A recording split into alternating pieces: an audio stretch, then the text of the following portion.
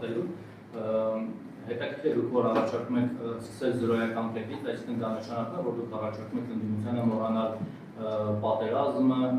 զոհերը, Արցախի հանձնումը, այն արհավիրքները, որ տեղի ունեցել ձեր իշխանության օրոք եւ ինչի մեջ մեղադրում էր ընդդիմությունը այս տարիներին ձեզ, այսինքն մոռանալ այդ փոստույթ, այդ քննադատությունները, այդ պայքարը, որ ձեր դեմ ծավալվում էր եւ սկսել նոր մակրոջից, հետեւաբար որներ լինել ընդդիմության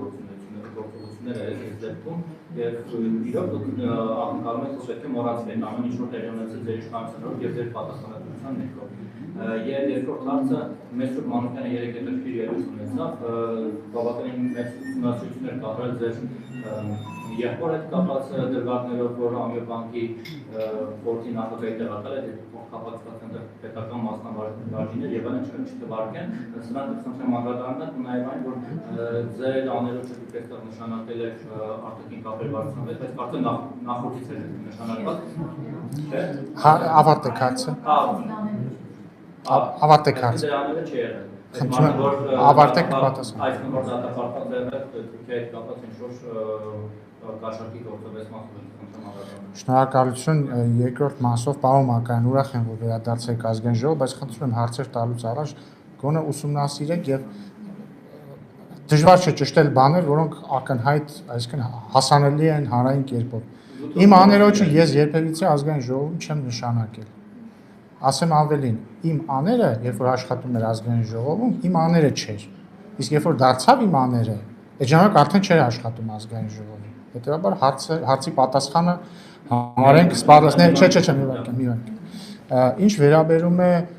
Մեսրոպ Մանուկյանի ելույթին, անդրադարձել եմ այդ թեմային։ Իմ եղբայրը 2017 թվականի դրությամբ աշխատել է մեկ բանկում որպես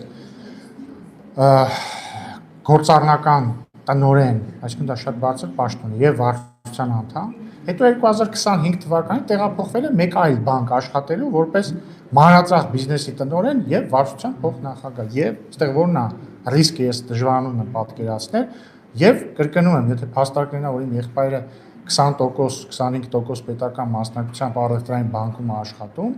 Մեսրոպ Մանուկյանի կինն էլ 100% պետական մասնակցությամբ ազգային ժողովում է աշխատում եւ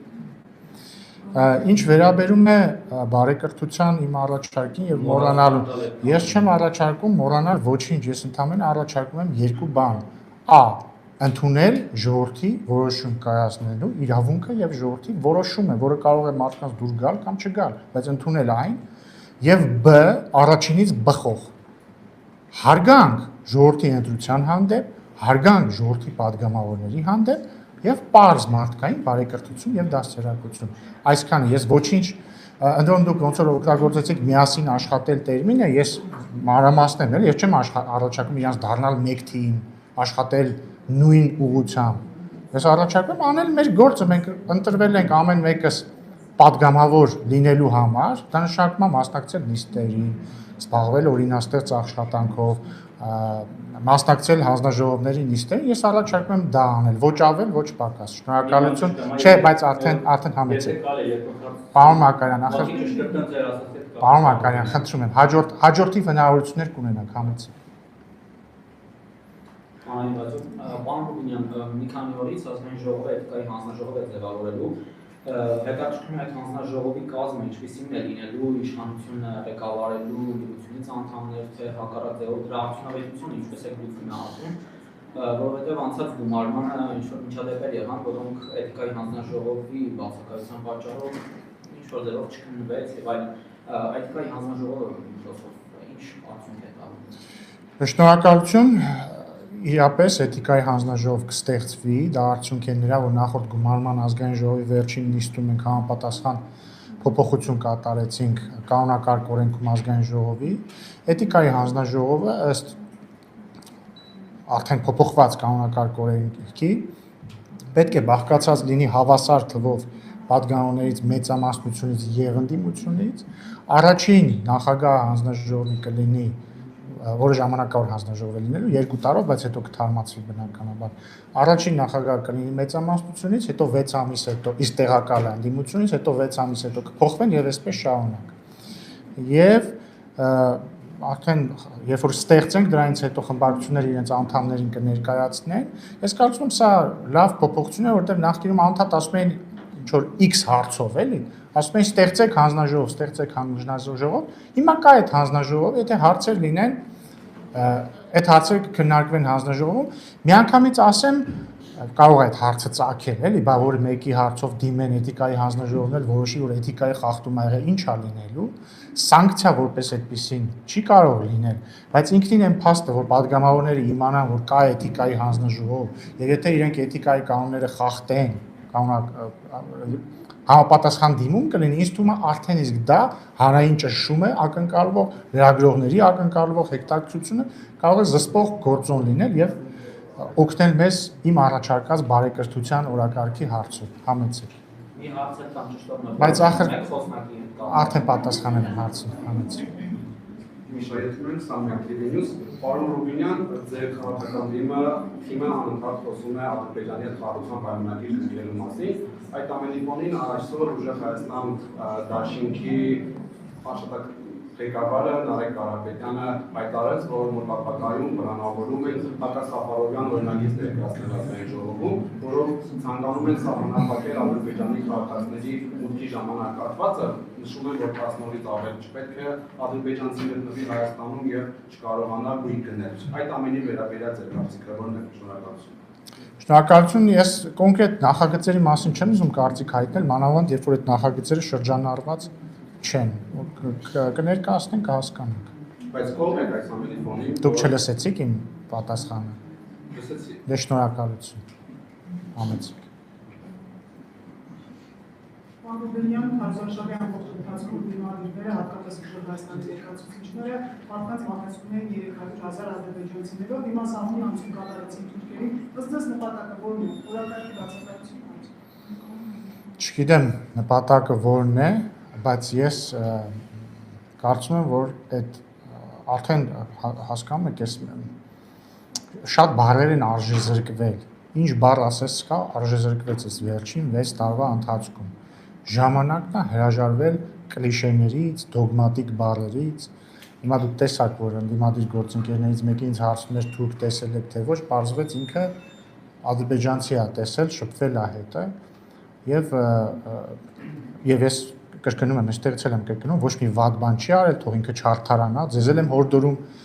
մեղադրական հարցեր չտալ այդ երիտասարդ падգամավորին,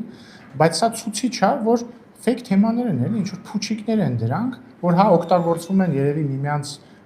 կերպարը վնասելու համար կամ հարձակում են միմյանց կերպարի վրա, բայց հենց դա է բերում նրան, որ բովանդակությունը կորում է, դրա փոխարեն շատ ավելի ճիշտ կլինի քննարկել բովանդակությունը, թեկուզ կոշտ կերպով, թեկուզ սուր կերպով, բայց ճիշտ կլինի քննարկել բովանդակությունը։ Համեցեք։ Իդեպ Արմատ մեդիայի ներկայացուցիչ, եթե ուզում է հարց տա, ես դեմ չեմ, կարող տալ։ Համեցեք։ Պարոն Ռուբինյան, ընդհանուր առմամբ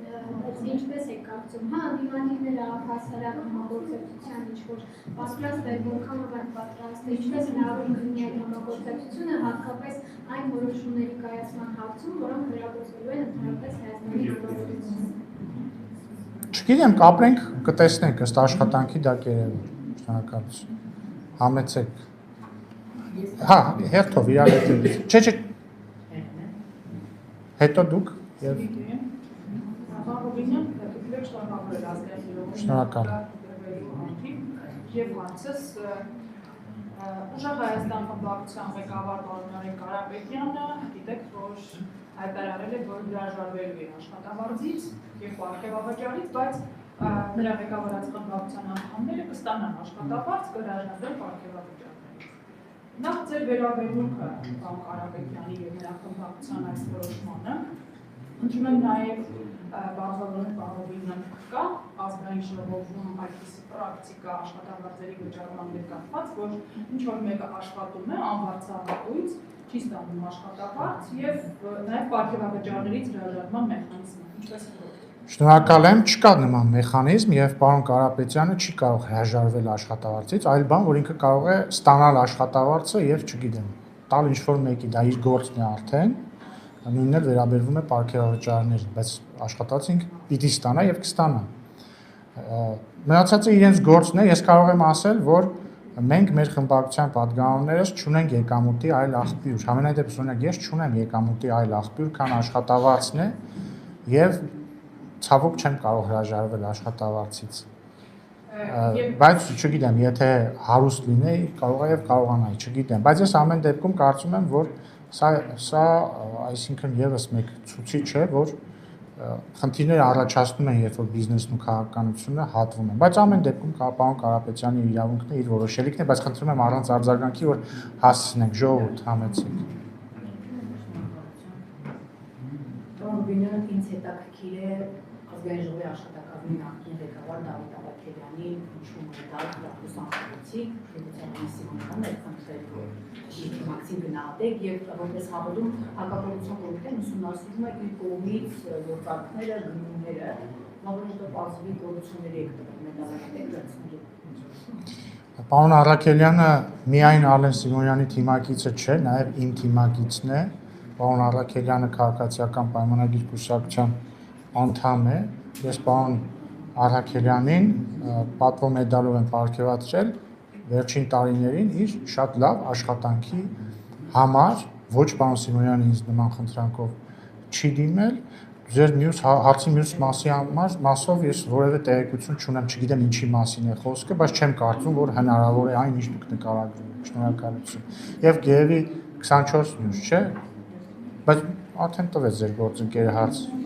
Շնորհացի եւ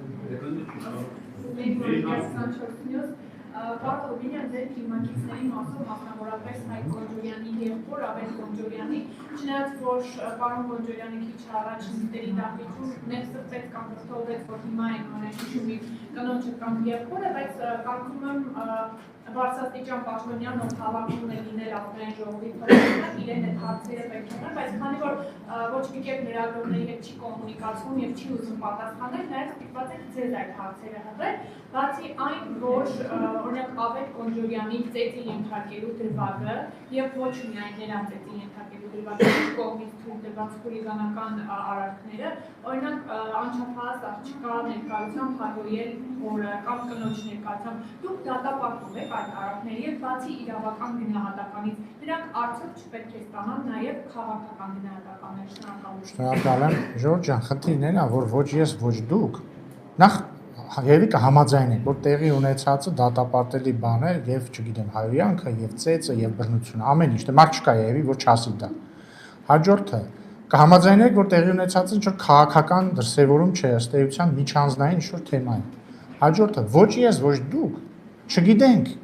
եղելություն, ով ում ինչ է ասել, դրանից առաջ ինչ են ասել, դրանից հետո ինչ է եղել։ Դա համար ես դժվարանում եմ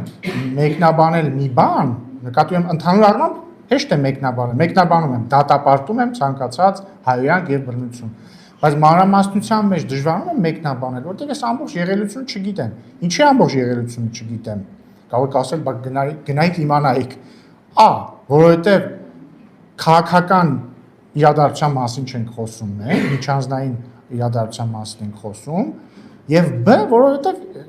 դա բովանդակային իմաստով։ Եվ իրավական իմաստով էլ քրեական գործ կա, թող իրավապահ մարմինները զբաղվեն, սա է։ Իսկ պարոն Կոնջորյանի մասով, ես համաձայն եմ, որ բարձրաստիճան պաշտոնյաների դեպքում, ընտանիքի անդամների հետ կապված հարցեր կարող են բարձրացվել, բայց ինչ որ սահման կա էլի ամեն դեպքում։ Պարոն Կոնջորյանը իր եղբայրը չի, ինքը այլ մարդ է, եղբայրը այլ մարդ է, եւ համաձայնեք, որ ցանկացած մեկնաբանությամբ պարոն Կոնջորյանը ինքը այս միջադեպի հետ որևէ կապ չունի։ Այսինքն ինքը չի մասնակցել այդ միջանձնային թեմային, ինքը կապ չի ունեցել այդ ինչ որ ընկերության մասին էր, չէ՞, խոսքը ոնց որ դրա հետ եւ այսպես շարունակ։